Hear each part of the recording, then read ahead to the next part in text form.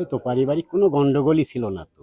আর এই মাথারও ঠিক ছিল না, পাগল পাগল বলা চলে। হ্যাঁ, আমরা এই সকালবেলায় শুনলু যে জয় কেনা হলো ওর স্ত্রী মারিছে, ওর সন্তানিক মারিছে, উইও নিজেও হত্যা হচ্ছে। এই শুনে আমরা সব আশঙ্কা হয়ে গেছি। যে উনি নিশা জগতের মানুষ, নিশা খায়া ছেলে মেয়ে আর হলো ওনার স্ত্রী উনি নিজেই হত্যা হয়েছে। এই এই এই পর্যন্ত আমার শোনা বা দেখা।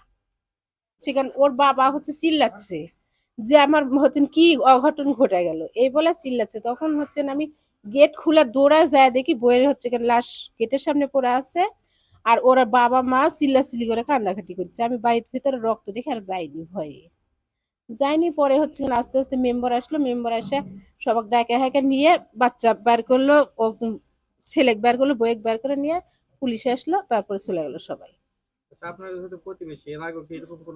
না, এর আগে মানে সমস্যা বলতে ওর টাকা পয়সার একটু বেশি, আকাঙ্ক্ষা বেশি, মোবাইল কিনবো, মোটরসাইকেল কিনবো, এইসব মানে শখ বেশি।